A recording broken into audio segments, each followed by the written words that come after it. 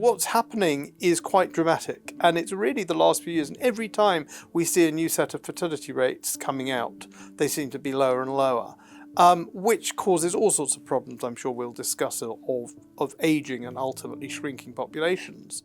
Demographer Paul Morland says plunging fertility levels and an ageing population are changing our way of life. It is going to undermine the fabric of society, the fabric of the welfare state, the fabric of what we expect to be delivered to us in our lifestyle. Paul says plans to end mass immigration need to factor in this birth rate crisis. You can be anti-immigration. You can want to end immigration and even have mass deportations, but you are going to cause a lot of problems in the society if you don't also think about the counterweight to that, which is somehow having the population that is here to have more children. And that it's urgent we change our culture to make having children a high status event. How can we at every level signal that the family is the basis of society? Without it, the society has no future, and that essentially means having children. If we don't have children, if we are not reproducing ourselves, there will be no economy, no society, and no Britain.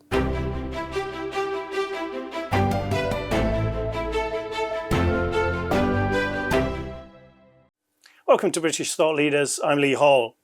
Today I'm delighted to welcome back demographer and author Paul Morland. Paul, great to have you back. Thank you. So you're a world-leading demographer. You recently wrote a piece in the Telegraph entitled "We're Witnessing the Slow Extinction of the Human Race."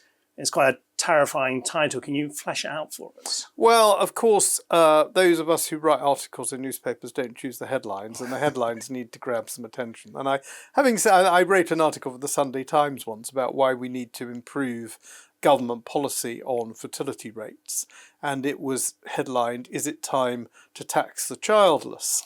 I was suggesting differential tax rates on people, as many countries have. And the headline screamed somewhat, and it got lots of attention and lots of attack, but it got the views, got the attention, which is fine. So I didn't have any problem with that headline. I don't think humans will go extinct, because I think somewhere there will be some group of people having children. But I think what's alarming is I started really writing about demography when I published my PhD in 2014, which was about demographic conflict and or ethnic conflict and the demographic implications of it and how demography is used in ethnic conflict. And then I wrote my history of the last 200 years from a demographic perspective, the human tide, and then tomorrow's people. And as I was writing this stuff, it gradually became clearer and clearer to me that our fertility rates were too low. But at the same time, not only was this dawning on me, sort of blindingly obvious, but fertility rates have really fallen significantly almost everywhere in the last couple of years. I mean, really recently it's been quite sharp. So not that long ago, a fertility rate in the UK was 1.7, 1.8, and now it's heading down to 1.4. In Korea, it was kind of knocking around below 1, and now it's like 0.7. Countries like Chile, Thailand, Jamaica, if you actually start looking, it's not just in Europe that it's slumped, in East Asia that it's slumped, Latin America, the poorer countries of Southeast Asia. So what's happening is quite dramatic, and it's really the last few years, and every time we see a new set of fertility rates coming out, they seem to be lower and lower, which causes all sorts of problems I'm sure we'll discuss of ageing and ultimately shrinking populations. So it's not only that I've just become more and more aware of the accumulating problem of long-term low sub-replacement fertility in many parts of the world, but actually the fact that it's now nosediving in so many countries. It can be difficult for the non-demographers among us to think about the longer-term effects of these birth rates. Can you give us a kind of layman's explanation of the replacement rate? Yeah, I mean, the fertility rate is calculated. You look at a population at over a certain period, a year, say, or 5 years, and you say, how many fertile women were there in that population? How many children did they have? And if that was their experience in that year, say, you had 1 million women who might have had children, say, any given year, and 100,000 did, that sort of suggests, I mean, this is a crude way of explaining it, that every woman over her fertile years has 1/10 of a child per year. Right. So if she's fertile for 30 years, she has 3 children.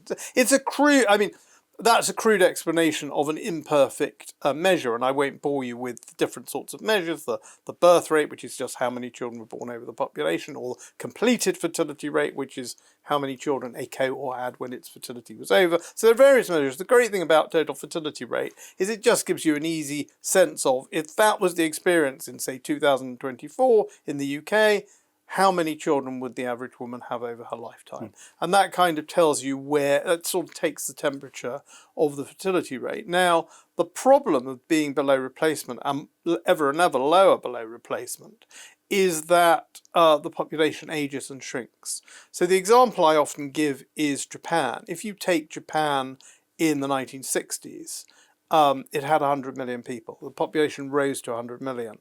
And then it went up. It continued going up. Very low fertility rate eventually means but not immediately, the population falls. So you can have below fertility rate, but there are lots of young women. They're not having enough children, but there are a lot of them. Not many old people, because of smaller population in the past, means you've still got a pyramid, so more children are being born than are dying. But eventually, if you have below replacement fertility, your population will fall. So Japan's population went up above 100 million. When it comes down below 100 million sometime in the next 20 or 30 years, it will be back to 100 million. It was in the 60s. And you might say, well, what's the problem with that? Back in the 60s, there were 7 to 8 working age people for every retiree. When it gets back down to 100 million, there'll be barely 1 to 1. So, to me, that it is a sense of cultural, national, civilizational decline. Aging results in all sorts of negative things in terms of creativity, in terms of the economy, in terms of the dynamism of the economy. But the other thing is just the sheer number of people who you have to support. You can move the retirement age, you can get people working a little bit longer. But having a large cohort of elderly and not enough younger people to support them puts huge pressure on welfare states, on care systems, on health services, on government finances. So it creates all sorts of problems. Many of the problems we see in Britain today wouldn't exist if we had 2 or 3 children per couple rather than 1 to 2. So, I mean, as the father of 3 and the grandfather of 4, I can wax very lyrical and evangelical on the need to have children, the joy of having children, the pleasure, the meaning. But even if you just look at it from a technocratic and economic point of view, it's pretty serious and deleterious to a society. It's both a sign of its decline and a cause of its decline. It was kind of said a lot in the past that more people means lower living standards, but it seems maybe that's not really the case. And what's key is the age ratio.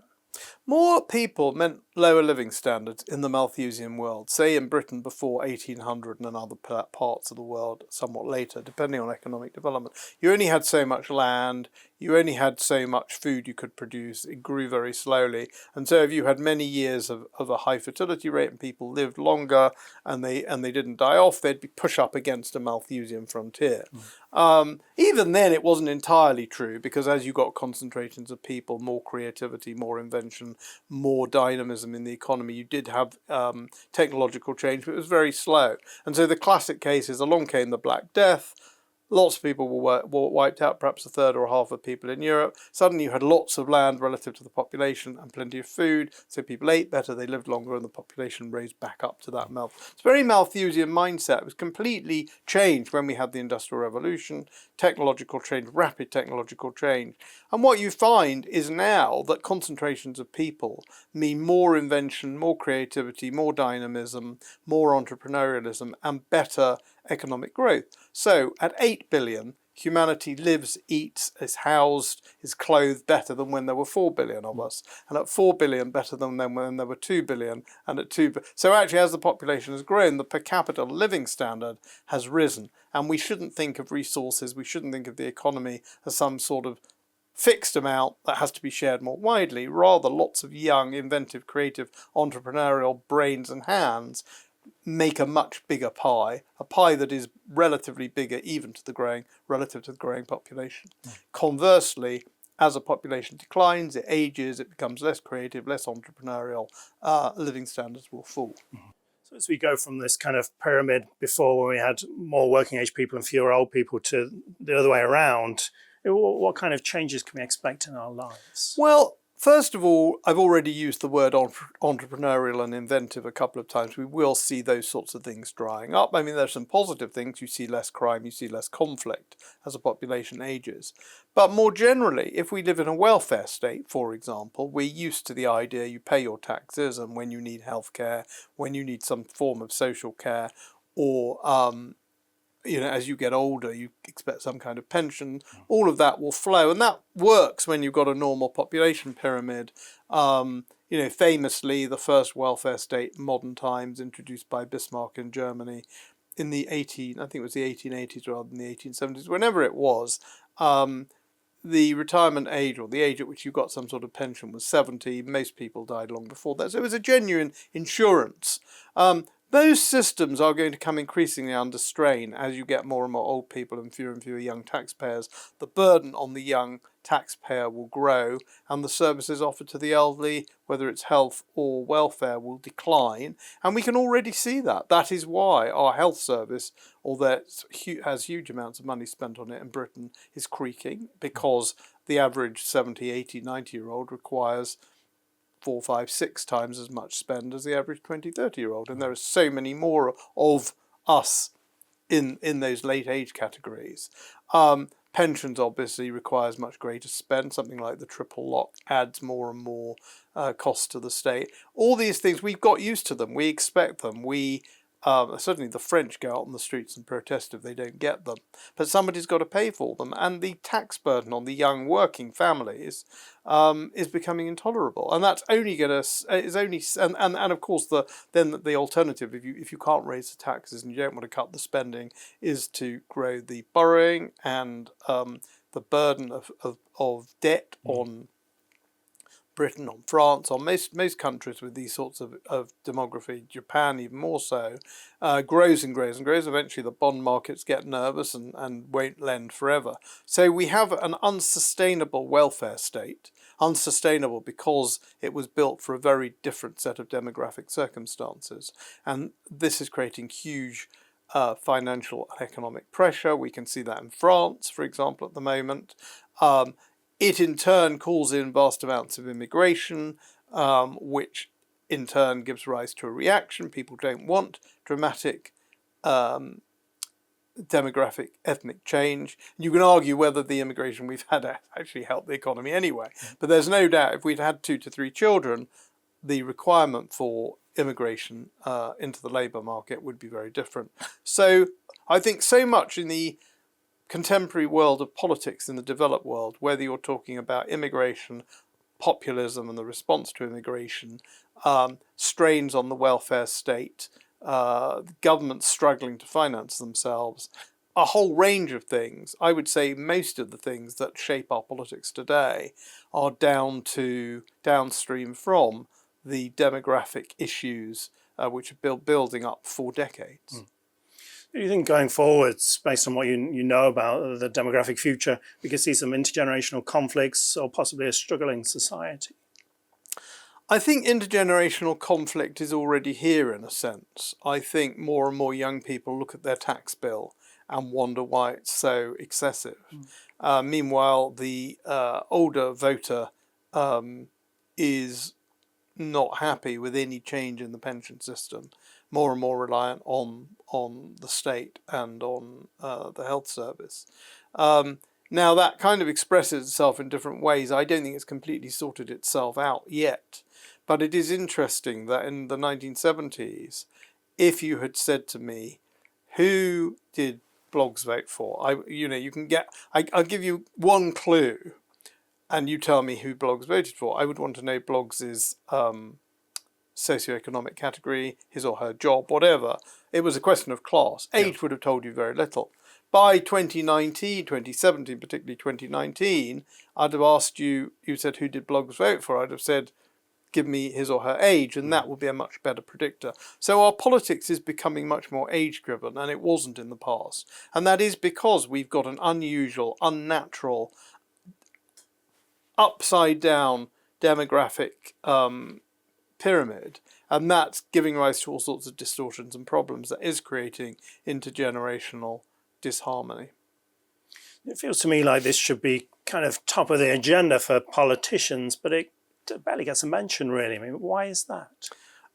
Well, first of all, how much mention does it get? The first frontline politician to talk about it was Bridget Phillipson, actually. Well, actually, it's Keir Starmer.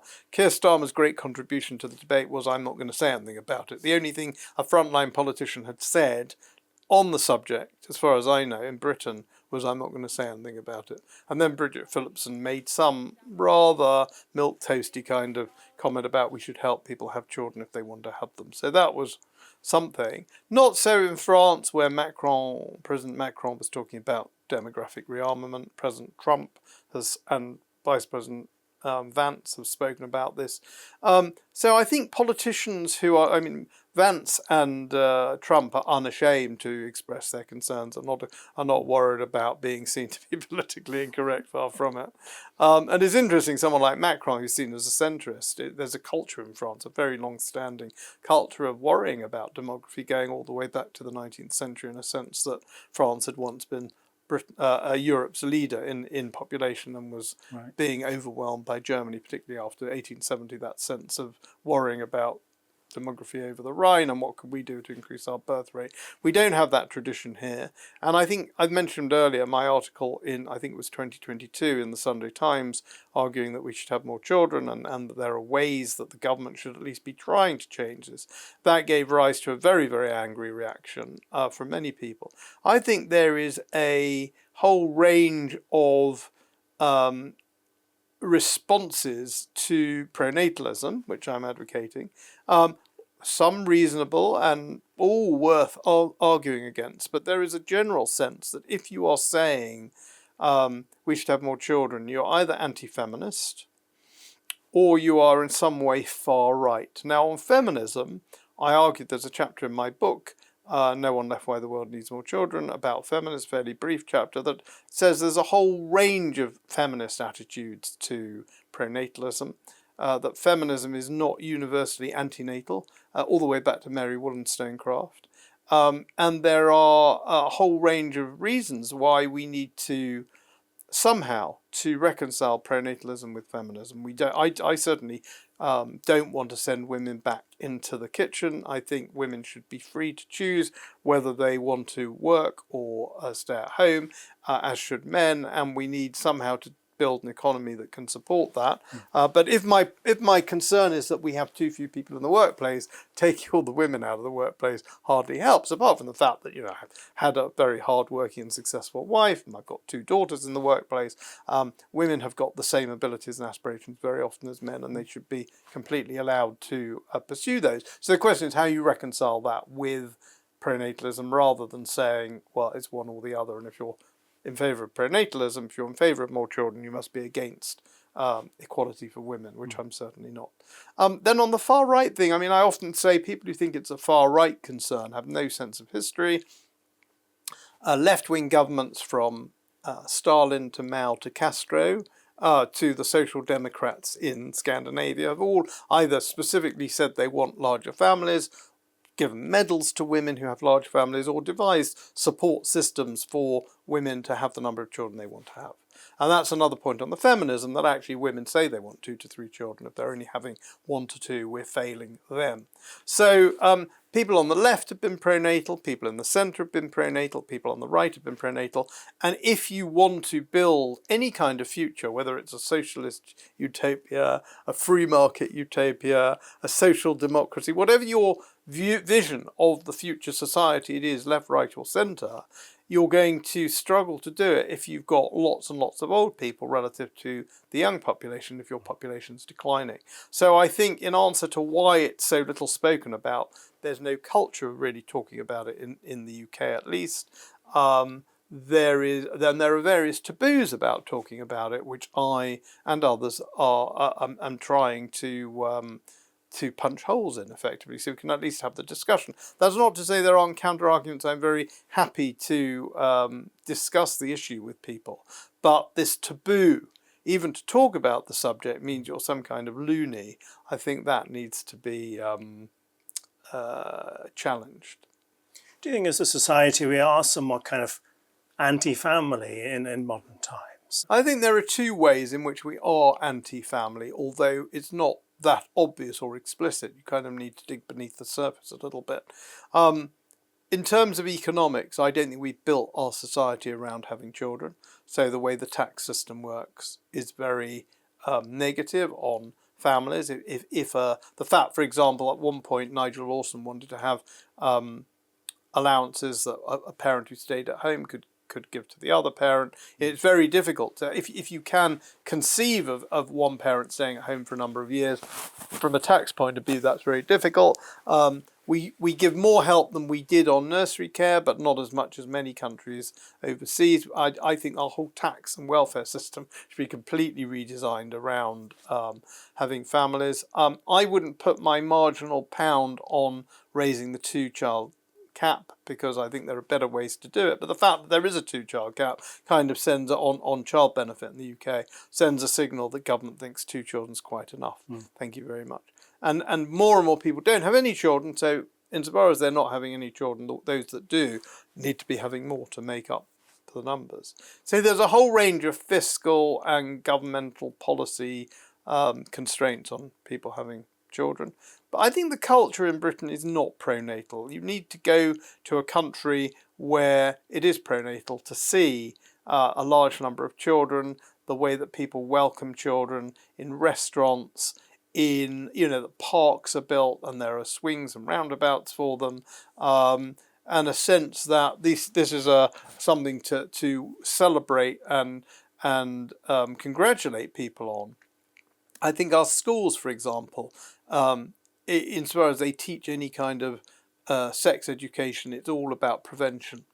And it's all about sexual diseases and preventing pregnancy, which is fine. I mean, it's absolutely fine. I don't want a lot of teenagers to get pregnant against their kind of will and expectation and that. But at the same time, who's teaching young people in schools that children are a wonderful thing and that actually the best time to have them is sometime in your 20s or early 30s if you can, and that you need to plan your life around that? Who's helping youngsters to model their lives in that kind of way? How we think about education? Are we just assuming you go to school, then you go to university, then you maybe take a gap year, then maybe do a master's? And a huge section of the population is delaying the business of starting their careers and then the business of starting a family. Can't we, with our long lives and our rapidly developing economy, which means you need different skills at different times, find a different way that allows people to have children at an early age? Perhaps we should be encouraging people to have their children first, and then if they go to university,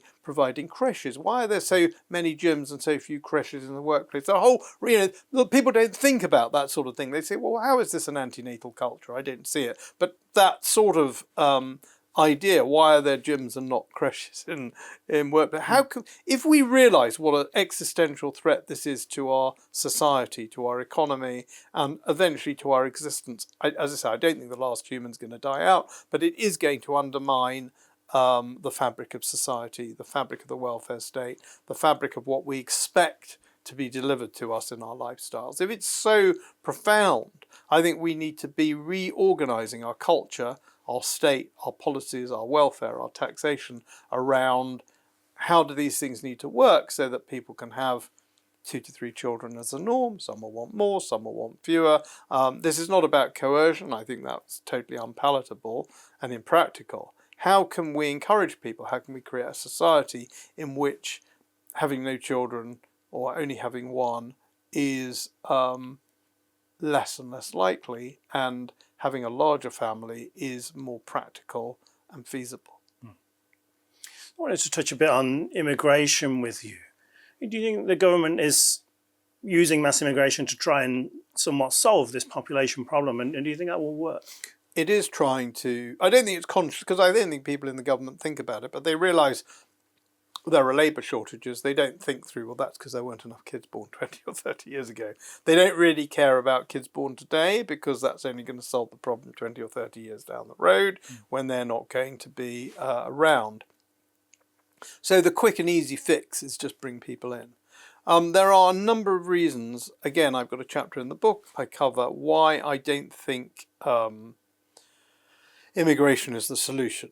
So from a more general point of view than the UK, you can't solve the world's shortage of children by moving pieces around the chessboard. More and more countries are having very, very low fertility rates. From the UK's perspective, countries where we traditionally got a lot of immigrants from, Ireland, for example, now has a very low fertility rate. Poland has a very low fertility rate. So there are far fewer 20-somethings willing to come over. Right. The economic gap is, as our economy is less and less wealthy relative to other countries, Ireland and Poland good examples, the economic motives to come are reducing. And therefore we have to, in the end, we have to recruit our immigrants from the smaller and smaller number of countries which have a high fertility rate, and we're competing with others for those people. Now, those people increasingly are coming from countries, the relatively few countries with a buoyant number of 20-somethings, which have a very low human development level. And if you take a 20-something or early 30-something who has barely had education, who may be barely literate, it's not to say that person cannot be made useful in the workplace. It's much harder. They're going to be much lower level. And all the data suggests that people from low development countries, I mean, there's very good data on this from the Netherlands and Denmark, through their lifetimes are net users of the system rather than contributors to it. And for many of them, they never contribute, even in their peak years of work. Their level of human development is so low, their level of human capital is so low, their earning potential is so low that they will end up requiring more welfare than they contribute to the system. So there's no economic solution there. And the other thing is, it's very fundamental, a nation is not just a collection of people who happen to be in a territory for economic convenience. A nation is a group of people who, on the whole, feel they are descended from earlier people in the country. That's not to say people can't come. My parents are immigrants. I've got no drop of Anglo or British blood in me, but I feel wholly part of this society. Of course that's possible, but that's only possible in modest quantities over time. It's more easy from cultures that are more that are closer to our culture. And even if you disagree with all of that and you think that's totally unacceptable, the fact is we live in a democracy. Most people do feel that way, and therefore we see a surge of support for parties that are anti-immigration. In Britain, of course, Reform. In France, the rally for whatever it's called now, what was the Front National, the AfD in Germany, etc., etc. Trump, I think, is very much a phenomenon resulting from people unhappy about the very rapid demographic ethnic change in the United States. So even if you have the purest of cosmopolitan principles and you don't agree that it matters who comes to the country, the fact is that you're in a minority and the politics is moving another way. So there's another sort of element of this, which is it's said that we have more, the data is not very good, but it's said we have more health workers from Ghana in Britain than in Ghana. Now, imagine a poor country like Ghana spends so much effort, money, raising a child, bringing the child up, educating him or her to the level of being a doctor or nurse. And then we come along and say, well, we're very grand and important. We don't have children because we're busy doing other things. You do all that and then we'll take them and we'll bring them into our system. I mean, that's very bad for a lot of developing countries. So I think it's immoral, it's selfish, it's impractical, it's unsustainable, and it's there's a big political reaction against it. And this is why I spend a lot of time. I mean, I'm very happy to talk to people and work with people across the political spectrum because, as I said, I think whether you're left, centre or right, this should matter to you. But a lot of time I do spend with people on the right to whom I say, you can be anti-immigration. You can want to end immigration and even have mass deportations. But you are going to cause a lot of problems in the society if you don't also think about the counterweight to that, which is somehow having the population that is here to have more children. I mean, how do we bring about that kind of cultural change and become pro-natal people? It's not easy, and it's not a quick fix. And even when you fix it, you're not going to have the workers until 20, 30 years' time. So I think when you fix it, that's immediately wonderful because people are having children, people are coming to the world who wouldn't come into the world otherwise, and people are becoming parents. But it doesn't fix the economic problem for a period. So, but on the other hand, if you don't start now, we can't start 20 years ago, so we can only start now. I think there are really two sets of things you need to do. The first is that you need to reorganize the welfare state, the tax system, corporate laws around corporations in a way that is highly focused on the family. I've talked about varying the tax rates. You get tax breaks if you have children, and that may mean a higher tax rate for people who don't, because it's got to be funded one way or another. I have talked about lifting the two-child cap, potentially, at least as a signal, as to why we, the fact that the politicians are worried about it. There's a huge amount that needs to be done on housing and nursery care, all of which costs and has to be funded somehow. So I'm not naive about that. What I'm not saying is let's just throw lots of money at it. What I am saying is let's reorientate the whole welfare state towards that end. It's about encouraging people to have families. I mean, the housing situation in this country is a disgrace and totally not necessary. Obviously, there are terrible political constraints around NIMBYism and so on. So we have to change the housing, we have to change the childcare, we have to change the tax system, we have to change the welfare system, so that really all the incentive systems are there to reproduce ourselves. But that's not in itself not going to solve the problem. I think we need a fundamental shift in the culture. Now, there's only so much politicians can do in that respect, but there are things that politicians can do. The examples often given are homosexual law reform and the end of the death penalty. Those things happened in the 60s, and the population was quite against them. But the politicians went ahead, and the population eventually caught up. So I think politicians can send signals which strongly change the culture. I think people should be talking about this much more. I think, I still, because I'm doing it all the time, I kind of think the message must have got through. And, various people like yourselves, the BBC, GB News have hosted me, and I've had lots of opportunities to say these things. Of course, the message still hasn't reached everybody by any means. So I think we need to reattune the culture towards this. We need a culture where parenthood becomes the most high status thing you can do. At the moment, what do people want to post on Instagram? I don't have an Instagram account. I'm 60.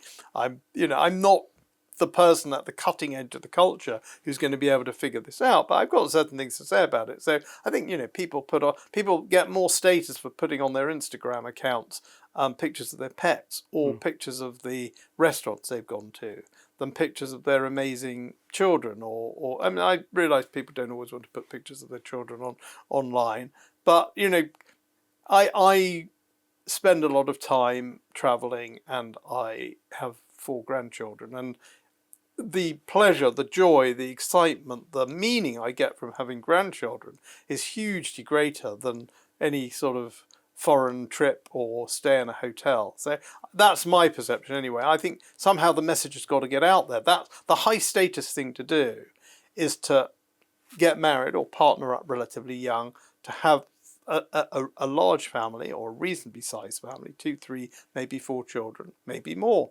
If you want to. I mean, again, I'm not talking about coercion, but the sort of environment in which that's a high status thing to do, and in which it's supported by society. We are a rich society, despite all our economic problems. We have far more resources than were available 50 or 100 years ago. We should be able to figure out a way to have a culture and a support system that encourages people to have larger families. And at the moment, I just think everything is very focused in terms of a sort of individualistic, hedonistic lifestyle. And I don't think the message gets through that children are the most exciting, the most wonderful adventure you can go through. And that is the kind of message and signalling, rather than the highly individualistic, hedonistic culture that we should be promoting. I'm not going to do it single-handed, and as I said, at the age of 60, I'm not really in a position to know what is going to make it hip and cool to have kids, but others will hopefully pick up that baton. It's easy on this subject to focus on the females, but what about male attitudes to having babies? Well, I think you've put your finger on something very important. We measure it by woman, and there's a reason for that. First of all, if you look at a cohort of women, we know the period in which they can have children, and it's more limited than the period in which men can have children, so we have a better grasp on it. And also, the woman physically bears the child, so we always know who the mother is, we don't know who the father is. So for that reason, we tend to express the thing in terms of total fertility rate is per woman. But, I mean, this kind of fits in with what I said earlier about feminism.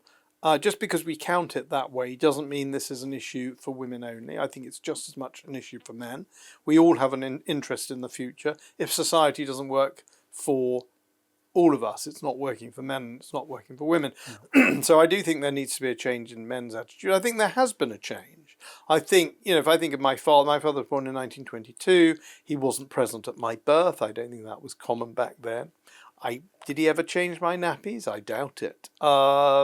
He probably wouldn't have been seen dead pushing a pram down the street, Whereas for my generation and my children's generation, that's all changed. But it probably hasn't changed enough. I do think there is still an expectation, even in a world where women are hugely out in the workplace, hugely earning, contributing, often more than their husbands. We absolutely have to get rid of this notion that it's primarily the responsibility of the woman to cook the meal, clean the house, look after the children. I just think we've got to get over that. Men have got to get over that. Absolutely. Yeah, I do agree. And that's what I practice myself. I've changed plenty of nappies of my grandchildren.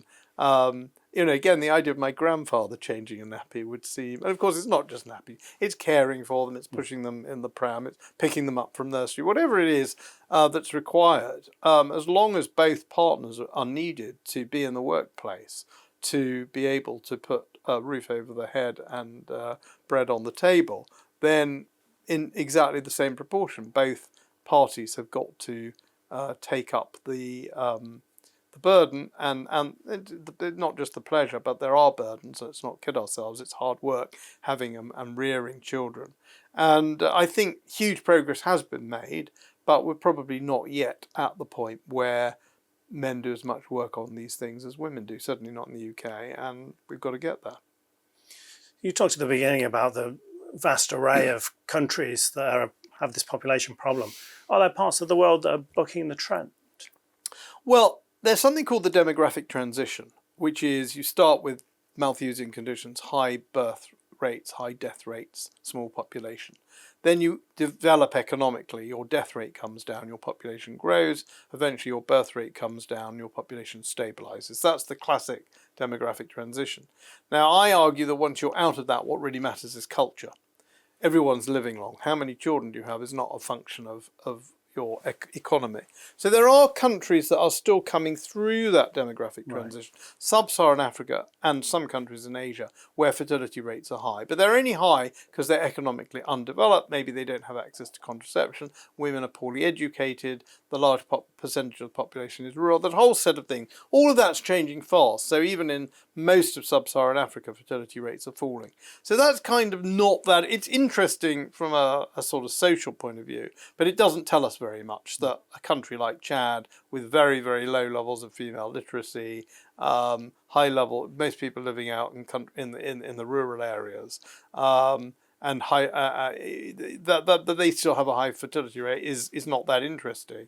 And we hope they develop, and their fertility rate comes down. A fertility rate of 6 or 7 is not something that you would expect in any kind of developed country where people have decent life expectancy, low infant mortality, and so on. So that's a kind of historic remnant. What's interesting is where is fertility holding up, despite the fact of reasonable levels of development. Now, even at quite low levels of development, countries like, as I said, Thailand, Jamaica, increasingly parts of India, are poor, relatively poor, but they're getting the demographic transition through earlier and they're at low levels of fertility. So then the question is, to answer your question, where are countries reasonably developed and they still have a reasonably high fertility rate? So, I mean, the standout example is Israel, highly urban, highly educated, wealthy, higher per capita GDP than the UK, and a fertility rate of about 3. Not just the ultra-Orthodox, even the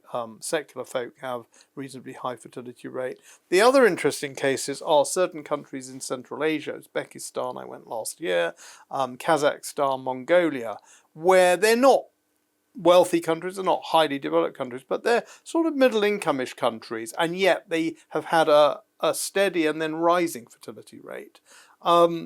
In Israel, I think it's got a huge amount to do with the peculiarities of the culture and the sense of living under threat day in, day out, which could, of course, result in low fertility. People are too scared, but a sense of courage in the face of adversity.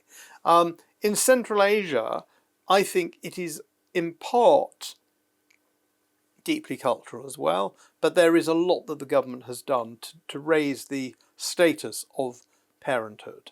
Now, I don't think in any of these cases there are easy, simple lessons we can just sort of cut and paste.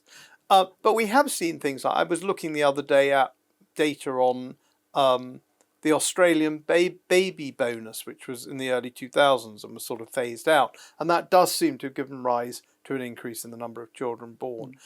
Gordon Brown made some tax changes which were favourable to parenthood, and that also seems statistically to have had an uptick. So we've even seen things in the developed world, and of course there are communities, there are parts of America. Now, of course, famously the Mormons had high fertility, not so much anymore. There are communities like the Amish, the Hutterites. But beyond that, those are obviously very small, very unusual religious groups. Beyond that, if you look at America, the more religious clearly have higher fertility rates, but also those on the political right. If you look at the counties that voted Trump or voted for Kamala Harris, that's a very good predictor. The more Trumpy they were, the higher the fertility rate was. Now, I'm not celebrating that. I'm not saying, oh, the future therefore belongs to the right. I think there's a whole complex set of questions about how likely you are to vote like your parents and so on. But I think there is a culture in the West which is more pro-natal, which you can see in religious groups. You can kind of see a little bit politically, at least in America. You can see it in the more, in the less coastal, urban, developed states. You know, where is the highest fertility rate in America? It's in places like the Dakotas or Idaho. Where is the lowest fertility rate? It's in places like very urban, coastal places like California or New England. So there is even within the developed countries, there is a cultural and religious strand which seems to be favouring having a larger family. It sounds like a lot of those success stories would be quite hard for us to emulate. So, I mean, my final question to you is, if you had the Prime Minister's ear, I mean, what are the top 3 things he should be doing? Well, the first thing he should be doing is talking about it and being bold and talking about it and getting rid of the taboo, because I don't think we'll fix this without the taboo being broken. And it would be good if a centre-left politician like Keir Starmer said, I was wrong to say it doesn't matter, it does matter, and the whole of society depends on it. The second thing he should be doing is radically redesigning the welfare state and the tax system to be about supporting families. It's no longer primarily about saving people from poverty. Obviously, there has to be a net at the bottom for everyone, but it should actually be about how do we reproduce ourselves as a society, what do we need to do from a economic welfare and fiscal perspective to redesign the state to be about having and supporting families. And the third thing would be to think very carefully about the culture in this country and how we can change the culture. And there's only so much politicians can do, but there are things they can do. How can we at every level signal that the family is the basis of society? Without it, the society has no future, and that essentially means having children. If we don't have children, if we are not reproducing ourselves, there will be no economy, no society, and no Britain. Paul Morland, thank you for joining us. Thank you.